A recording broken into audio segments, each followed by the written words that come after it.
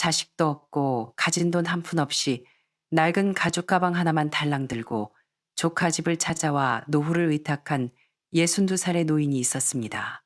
그는 그렇게 20년을 조카 집에서 살았습니다. 그 긴 세월 동안 생활비 한 푼 내지 않았기에 주변 사람들은 모두 그를 빈털터리 독거노인이라 여겼고 조카 부부가 큰 짐덩어리를 떠안고 천사 같은 선행을 베푸는 것이라 생각했습니다. 20년 후 노인은 편안히 세상을 떠났습니다.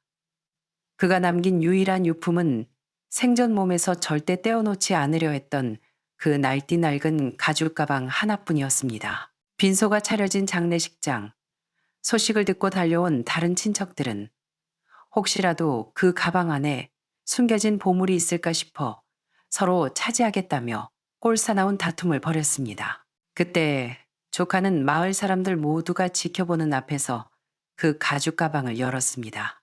원래는 노인의 청백함을 증명하려던 행동이었으나 가방이 열린 순간 조카는 그 자리에 털썩 주저앉아 하염없이 눈물을 쏟고 말았습니다. 그 안에는 금괴도, 땅 문서도, 현금 뭉치도 없었습니다.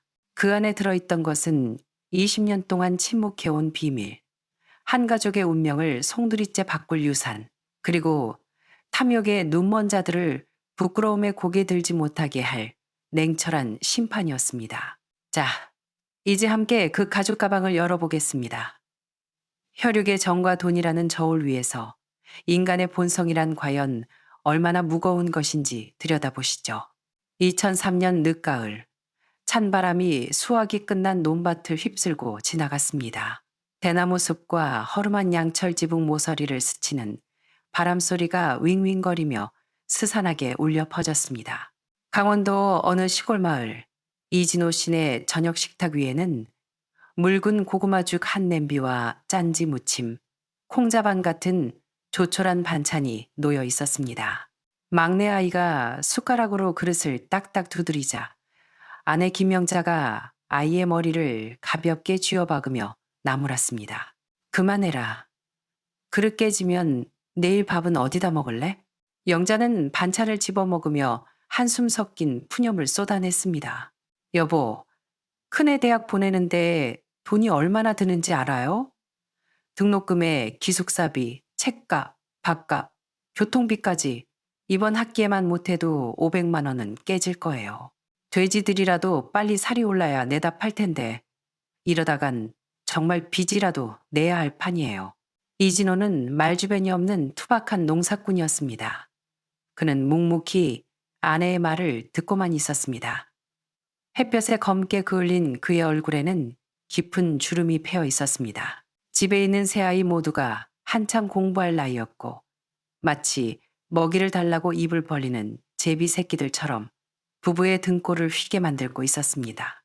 진호는 뻐끔대던 담배를 내려놓았지만 입술만 달싹일 뿐 아무 말도 하지 못했습니다.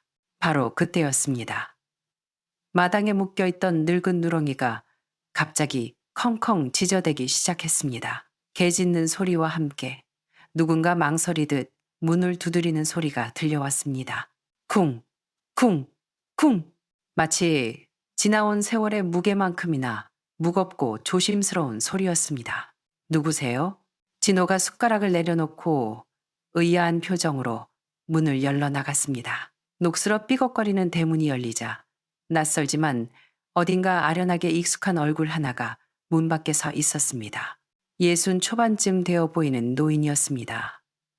머리카락은 하얗게 셌고 등은 구부정했습니다. 낡아서 색이 바랜 유행진한 양복을 헐렁하게 걸친 그의 얼굴은 밭고랑처럼 깊은 주름으로 뒤덮여 있었고 눈빛은 혼탁하고 지쳐 보였습니다.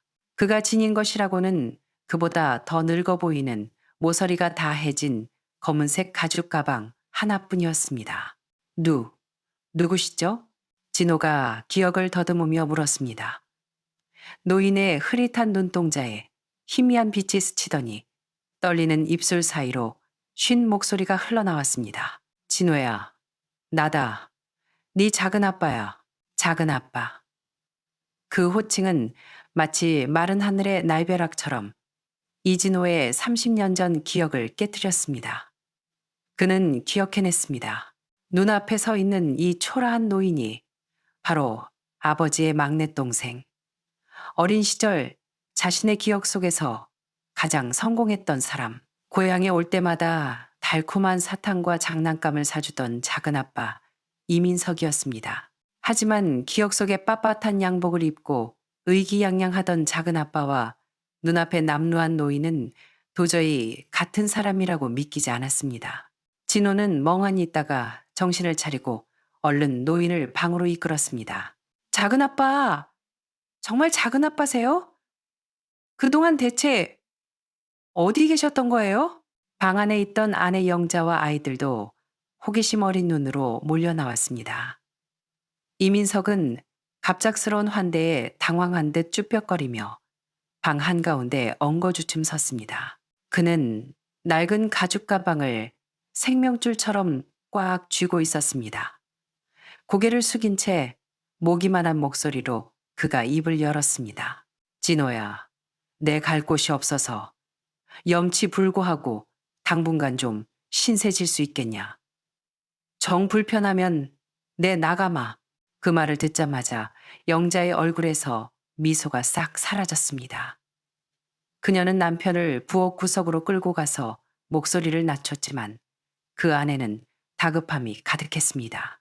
이봐요. 수십 년 동안 코빼기도 안 비치다가 갑자기 나타나서 먹여주고 재워달라니요? 이건 잠깐 머무는 게 아니라 딱 보니 눌러앉아 노후를 보내겠다는 거잖아요. 영자의 목소리가 흥분으로 가늘게 떨렸습니다. 내가 독해서가 아니에요. 우리 집 형편 좀 봐요. 애색 공부시키느라 허리가 휘는데 큰애는 서울에서 대학 다니고 돈 들어갈 때 천지잖아요. 돼지값은 똥값이고 우리 입에 풀칠하기도 벅찬데 무슨 수로 식구 하나를 더 건사해요? 이진호의 가슴이 턱 막혔습니다. 아내의 말은 구구절절 옳은 말이었고 뼈아픈 현실이었습니다. 하지만 거실에서 아이들에게 둘러싸인 채 안절부절 못하는 노인을 보자 어린 시절에 따뜻했던 기억이 밀려왔습니다. 가난했던 시절 작은 아빠만이 유일하게 용돈을 쥐어주고 때때 옷을 사주던 기억.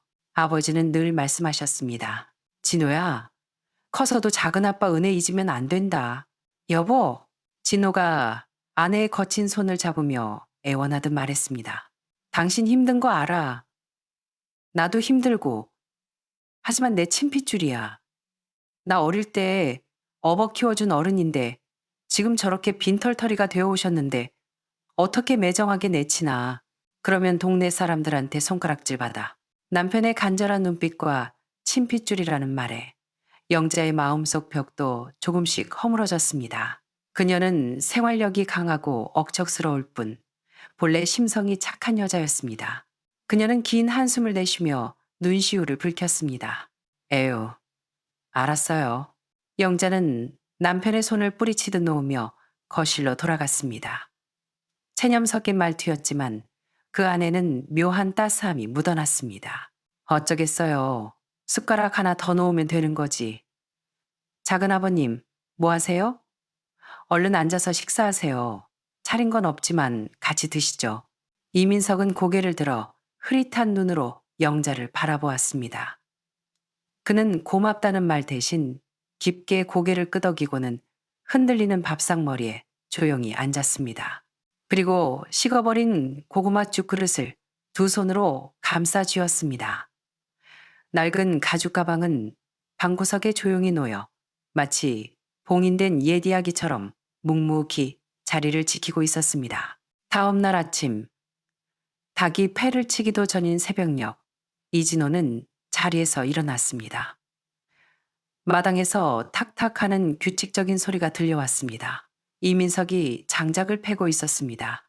방 안 식구들이 깰까봐 조심스레 도끼질을 하는 소리였습니다. 영자가 창문을 살짝 열어내다 보니 노인은 어제 입고 온 소매 끝이 달아빠진 남색 점퍼 차림에 테이프로 칭칭 감은 낡은 운동화를 신고 있었습니다. 한 번 내리치고 다시 거두고. 동작은 군더더기 없이 깔끔했고 자세는 마치 평생 노동을 해온 사람처럼 안정적이었습니다. 영자는 아무 말 없이 커튼을 내리고 부엌으로 들어갔습니다. 아침 식사 시간, 아이들은 눈을 비비며 일어났습니다. 진호가 끓인 토란죽과 찐 고구마를 내왔고 영자는 귀한 달걀 프라이 몇 개를 상에 올렸습니다. 이민석은 밥상머리에서도 흐트러짐이 없었습니다. 먼저 숟가락을 들지도 않았고 맛있는 반찬을 탐내지도 않았습니다. 식구들이 다 앉기를 기다렸다가 조용히 수저를 들었고 밥알 하나 남기지 않고 깨끗이 비웠습니다. 식사 후 진호가 영자에게 말했습니다. 오늘 작은아빠 모시고 큰형님 댁에 좀 다녀올게.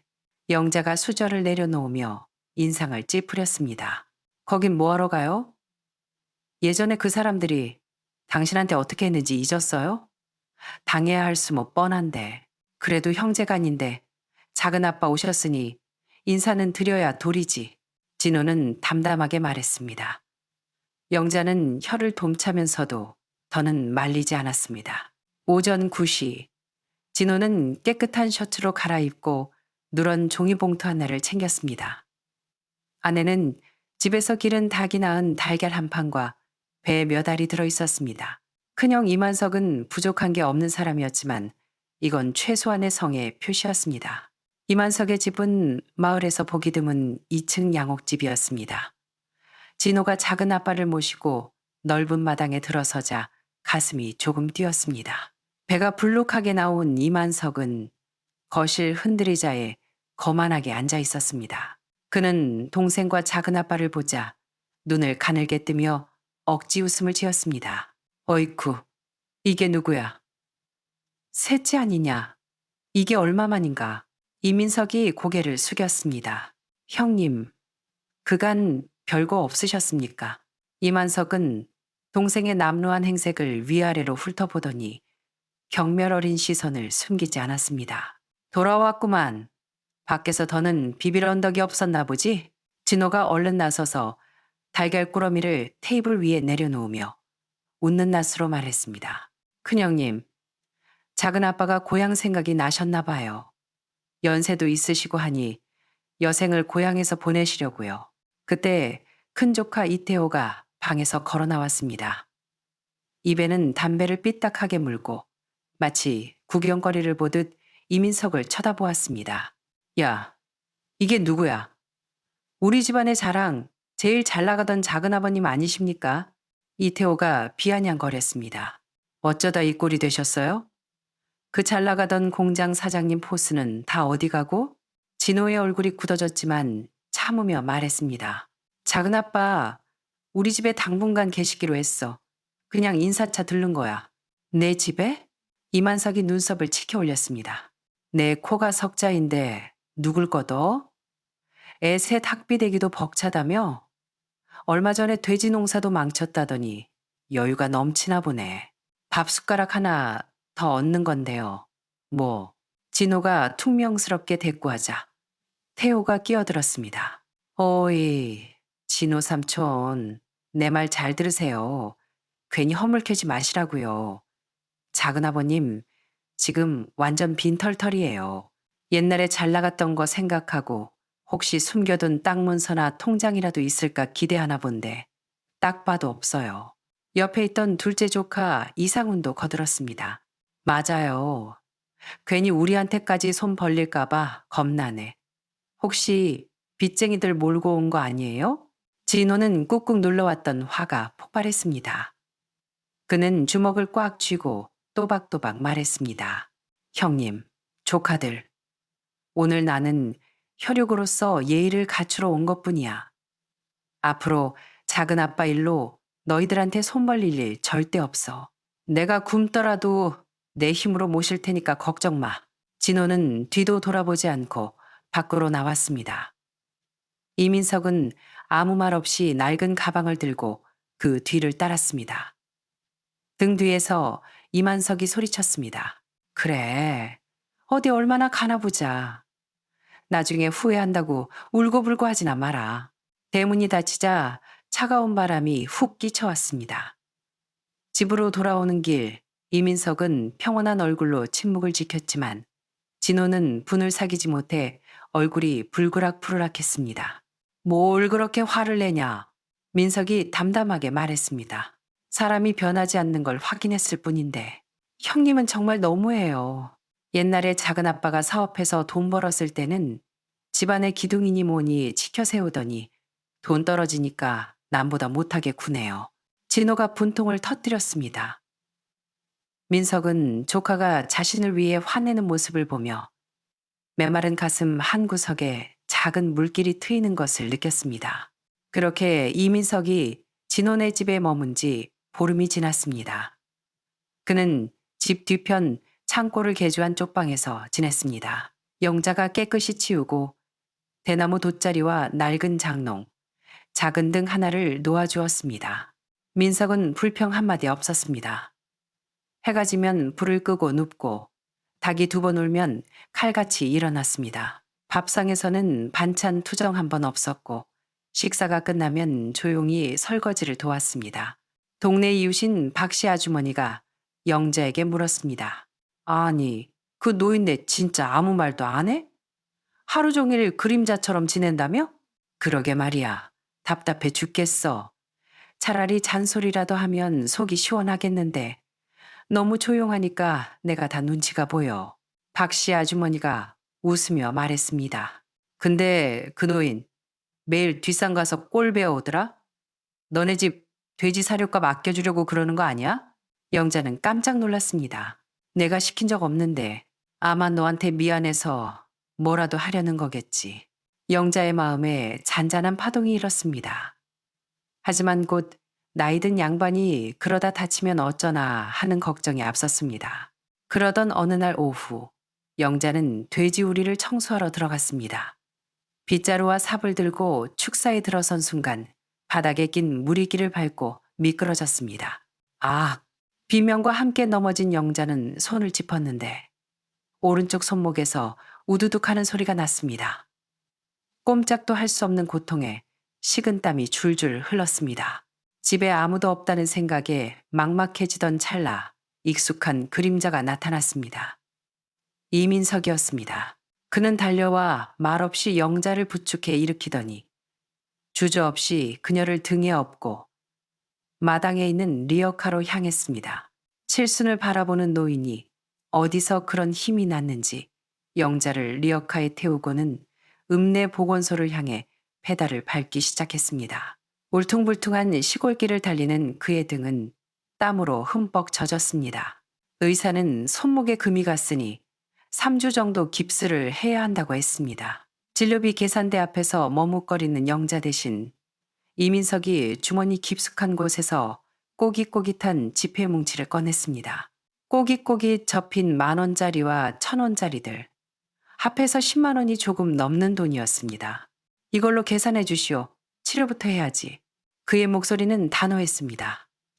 영자는 거절하려 했지만 입이 떨어지지 않았습니다. 집으로 돌아오는 길. 노을이 지는 시골길 위로 리어카를 미는 노인과 그 위에 앉은 며느리의 그림자가 길게 늘어졌습니다. 9분등이었지만 그 순간만큼은 누구보다 든든한 가장의 모습이었습니다. 그날 저녁 진호는 소식을 듣고 펄쩍 뛰었습니다. 아니, 내가 돼지우리는 놔두라고 했잖아. 왜 무리해서. 작은 아버님이 병원 데려다 주셨어요. 병원비도 그분이 내셨고. 영자는 깁스한 팔을 만지작거리며 나직이 말했습니다. 진호는 멍하니 말을 잇지 못했습니다. 그 후 한 달간 영자가 일을 못하게 되자 집안일은 오롯이 이민석의 몫이 되었습니다. 새벽 오시면 일어나 돼지 사료를 주고 마당을 쓸고 채소를 다듬었습니다. 영자가 창문 너머로 지켜보니 그는 서두르는 법 없이 묵묵히 그러나 한 채의 게으름도 없이 일을 해냈습니다. 옷이 땀에 젖어도 불평하지 않았고 손주가 넘어져 울면 다가가 흙을 털어주고 무등을 태워주기도 했습니다. 영자는 무뚝뚝한 성격이었지만 거친 손마디와 햇볕에 그을린 노인의 얼굴을 보며 마음속 빗장을 완전히 풀었습니다. 그녀는 밥그릇에 밥을 꾹꾹 눌러 담아주었고 날이 추워지자 장롱 깊숙이 넣어두었던 남편의 솜, 누비 조끼를 꺼내 건넸습니다. 이거 입으세요. 감기 들면 큰일 나요. 민석은 조끼를 받아들며 희미하게 웃었습니다. 고맙다 아가. 그 짧은 한마디가 영자의 가슴을 뭉클하게 했습니다. 겨울이 깊어가던 어느 밤 부엌에서 국수를 삶던 영자가 불쑥 남편에게 말했습니다. 여보, 작은아버님, 우리가 생각하던 그런 분이 아닌 것 같아요. 팔을 썰던 진호가 고개를 끄덕였습니다. 그래, 원래 그런 분이셨어. 우리가 잊고 살았던 거지. 부엌에는 구수한 멸치 육수 냄새가 퍼졌습니다. 창밖 쪽방에서는 이민석이 침대 모서리에 걸터 앉아 하얀 수건으로 낡은 사진 한 장을 닦고 있었습니다. 세 식구가 행복하게 웃고 있는 흑백 사진. 그것은 그가 평생 품고 다닌 유일한 보물이었습니다. 세월은 흘러 몇 년이 지났습니다. 큰아들 지훈이 대학을 졸업하고 서울의 번듯한 회사에 취직하면서 집안 형편도 비기 시작했습니다. 지훈의 결혼식 날, 집안은 수십 년 만에 가장 큰 잔치를 벌였습니다. 이민석도 진호가 사준 새 양복을 입고 하객들을 맞이했습니다. 그는 더 이상 구석방의 그림자가 아닌 집안의 어른으로서 흐뭇한 미소를 짓고 있었습니다. 손님들이 모두 돌아가고 정막이 찾아온 밤, 진호와 민석은 평상에 마주 앉았습니다. 진호야, 한잔하자. 민석이 소주잔을 들었습니다. 네, 작은아빠, 오늘 정말 고생 많으셨어요. 술이 몇 순배 돌자 민석이 밤하늘을 올려다보며 입을 열었습니다. 진호야, 내가 참 실패한 인생 같지 않냐? 진호는 뭐라 대답해야 할지 몰랐습니다. 민석이 이 집에 온 후로 자신의 과거에 대해 입을 연 것은 처음이었습니다. 나도 젊었을 땐 야망이 컸다. 20 초반에 서울로 무작정 상경해서 구로공단 막노동부터 시작했지. 악착같이 일해서 내 공장도 차렸고 그때는 내가 세상의 주인인 줄 알았어. 진호도 기억하고 있었습니다. 작은아빠가 사준 첫 운동화, 그리고 명절 때마다 가져오던 선물 보따리들. 서울 여자랑 결혼해서 아들도 하나 낳았지. 정말 예쁜 아이였어. 그런데 민석의 목소리가 떨렸습니다. 8살 되던 해에 급성 백혈병에 걸렸어. 아이를 살리려고 공장이고 집이고 다 팔아치웠지. 전국에 용하다는 병원은 다 찾아다녔어. 하지만 결국 아이를 먼저 보냈다. 그는 쓰게 웃으며 소주를 들이켰습니다. 아내가 그 충격을 이기지 못했어. 정신을 놓고 살더니 2년 뒤 내가 약 사러 간 사이에 한강에 몸을 던졌다. 진호는 숙연해졌습니다. 그 뒤로는 그냥 껍데기만 남은 채 살았지. 공사장, 항구 하역장, 경비원. 입에 풀칠만 하면 어디든 상관없었어. 형님, 그러니까 네 큰아버지는 내가 망했다는 걸 알고는 문전박대하더구나. 빚쟁이 취급을 하면서. 그래서 그동안 연락을 끊으셨군요. 그래, 패 끼치기 싫었다. 그런데 나이가 드니 덜컥 겁이 나더구나. 외로운 건 참겠는데 죽어서 내 시신 걷어줄 사람 하나 없다는 게 그게 무서웠어. 잠시 침묵이 흘렀습니다. 진호가 민석의 손을 잡으며 말했습니다. 작은아빠, 우리 집이 넉넉하진 않지만요. 여기가 작은아빠 집이에요. 제가 끝까지 모실 겁니다. 옛날에 저 아플 때 업고 읍내병원 뛰어다니셨던 거 저 다 기억해요. 민석의 눈에 물기가 차올랐습니다.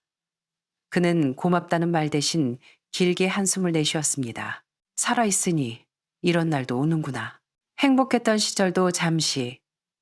2020년 코로나19가 전 세계를 덮쳤습니다. 시골 마을도 예외는 아니었습니다.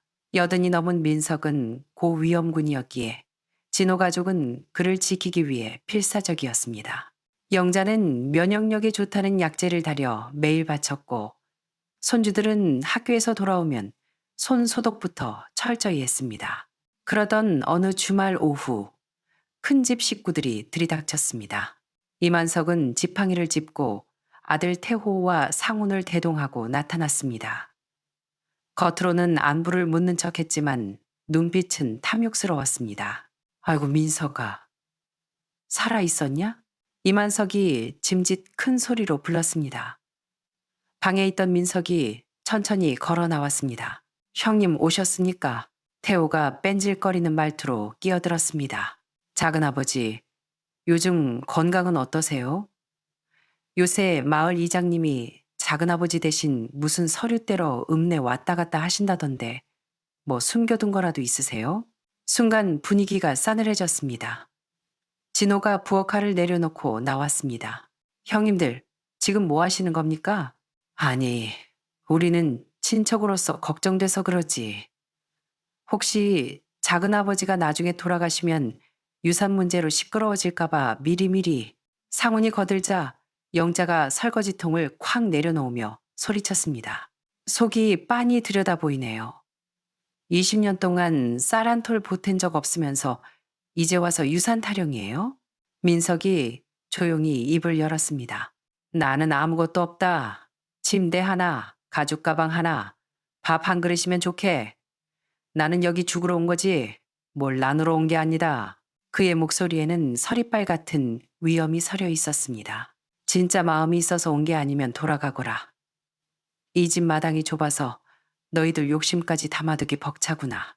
이만석 일가는 얼굴이 벌개져서 쫓겨나듯 돌아갔습니다. 3년이 더 흘러 2023년 초봄. 코로나의 기세가 꺾일 무렵 이민석은 조용히 세상을 떠났습니다. 어느 날 아침 영자가 식사를 챙겨드리러 갔을 때 그는 이미 깔끔하게 옷을 갖춰 입은 채 평온한 모습으로 눈을 감고 있었습니다. 고통 없는 잠자듯 편안한 이별이었습니다. 진호와 영자는 통곡했습니다. 그들에게 민석은 더 이상 객식구가 아닌 친아버지였습니다. 영자는 상복을 입고 친딸처럼 서럽게 울었습니다. 장례식은 집 마당에서 치러졌습니다. 진호 부부는 빚을 내서라도 장례를 깍듯하게 모셨습니다. 마을 사람들도 모두 내일처럼 도왔습니다. 이 집 식구들이 지난 20년간 노인을 어떻게 모셨는지 모두가 알고 있었으니까요. 하지만 발인 전날 평화롭던 장례식장에 불청객들이 들이닥쳤습니다. 이만석의 아들들 태호와 상훈이 건장한 사내들을 대동하고 나타난 것입니다. 이진호! 너 이 위선자 자식! 태호가 영정 사진 앞에서 고래고래 소리를 질렀습니다. 네가 20년 동안 작은아버지 모신 척한 거 다 유산 노리고 그런 거지. 내 모를 줄 알아? 조문객들이 수군거렸습니다. 진호가 떨리는 목소리로 맞섰습니다. 형님, 고인 앞에서 이게 무슨 짓입니까? 시끄러워. 그 가방 내놔. 작은아버지가 평생 끼고 살던 그 가방, 그 안에 분명 금괴든 땅 문서든 숨겨놨을 거야. 그거 우리 아버지가 장손이니까 우리 몫이야. 상훈이 뻔뻔하게 소리쳤습니다. 영자가 기가 막혀 말을 잇지 못했습니다. 정말 짐승만도 못한 인간들이네. 결국 진호는 결단을 내렸습니다. 좋아. 정 그렇다면 마을 어르신들 다 보는 앞에서 저 가방 열어보겠어. 내 결백도 증명하고 형님들 탐욕이 얼마나 헛된 건지도 보여주지. 진호는 창고에서 그 낡은 가죽 가방을 들고 나왔습니다. 녹슨 자물쇠를 망치로 내리치자 탁 하고 열렸습니다. 모두가 숨을 죽이고 가방 안을 들여다보았습니다. 태호와 상호는 눈을 번들거리며 달려들었습니다. 하지만 맨 위 칸에 있는 건 낡아 빠진 내복과 기워 입은 셔츠들 뿐이었습니다. 이럴 리가 없어. 돈은 어디다 숨겼어? 태호가 옷가지들을 바닥에 내팽개치며 뒤졌습니다. 영자는 자신이 정성껏 빨고 다림질했던 옷들이 흙바닥에 뒹구는 것을 보고 눈물을 흘렸습니다. 옷들 밑에는 붉은 보자기에 쌓인 나무 상자가 있었습니다. 여기다. 이거야. 상훈이 낚아채려 하자 진호가 막아섰습니다. 상자를 열자 나온 것은 낡은 앨범이었습니다. 젊은 시절의 민석과 아내, 그리고 요절한 아들이 환하게 웃고 있는 사진들. 태호 형제는 실망한 기색이 역력했습니다. 뭐야? 겨우 이거야? 그때 진호가 상자 바닥 틈새에서 누런 서류 봉투 하나를 발견했습니다. 겉봉에는 나의 조카 진호에게 라고 적혀 있었습니다. 진호는 떨리는 손으로 봉투를 뜯었습니다. 편지 한 통이 나왔습니다. 진호야, 영자야, 이 글을 읽을 때쯤이면 나는 이미 이 세상 사람이 아니겠구나. 슬퍼하지 마라. 지난 20년은 내 인생에서 가장 따뜻하고 행복한 시간이었다. 가족을 다 잃고 객지를 떠돌다 너희 집에 왔을 때 나는 사실 삶을 포기하려 했었다. 하지만 너희 부부의 따뜻한 밥 한 끼, 진심 어린 눈빛이 나를 살게 했다. 영자야, 너는 내 며느리나 다름없다. 피 한 방울 섞이지 않은 늙은이를 친아버지처럼 챙겨준 그 마음, 죽어서도 잊지 않으마. 그리고 만석이 형님과 조카들아, 너희는 내가 돈이 있을 땐 굽신거리고 없을 땐 벌레 보듯 했지. 나는 너희를 원망하지 않는다. 그게 세상 인심인 것을. 하지만 내 피땀 어린 유산을 너희 같은 사람들에게 줄 수는 없다. 태호와 상훈의 얼굴이 흑빛이 되었습니다. 진호는 계속 읽어내려갔습니다. 나는 빈털터리가 아니다. 젊은 시절 벌어놓은 돈을 모두 정리해 은행에 넣어두었고 마을 이장과 변호사를 통해 공증까지 마쳤다. 내가 이 사실을 숨긴 건 너희와의 순수한 정이 돈 때문에 더러워지는 걸 원치 않았기 때문이다. 내 명의로 된 예금과 땅은 모두 진호와 영자에게 남긴다. 진호야, 내 침대 매트리스 밑을 뜯어보거라. 진호가 방으로 달려가 매트리스 밑을 뜯자 기름종이에 쌓인 통장이 나왔습니다. 펼쳐보니 잔액란에 1억 8천만 원이라는 숫자가 찍혀 있었습니다. 2003년부터 꼬박꼬박 모아둔 이자까지 합쳐진 금액이었습니다. 장례식장은 울음바다가 되었고 태호와 상호는 쥐구멍이라도 찾고 싶은 듯 고개를 숙이고 도망치듯 자리를 떴습니다. 동네 사람들은 그들의 등 뒤에 대고 손가락질을 하며 욕을 퍼부었습니다. 하지만 진정한 반전은 한 달 뒤에 일어났습니다. 군청에서 도로 확장 공사와 신도시 개발 계획이 발표된 것입니다. 새 고속도로가 마을을 관통하게 되었는데 진혼의 집과 민석이 남긴 척박해 보이던 자투리 땅들이 모두 개발구역의 노른자위 땅에 포함된 것입니다. 토지 보상금만 수십억 원에 달하는 금액이었습니다. 반면 강 건너편에 있던 이만석의 으리으리한 2층 양옥집은 개발구역에서 딱 50m 벗어난 위치라 보상 대상에서 제외되었습니다. 오히려 고속도로 소음 때문에 집값만 폭락할 처지가 되었습니다.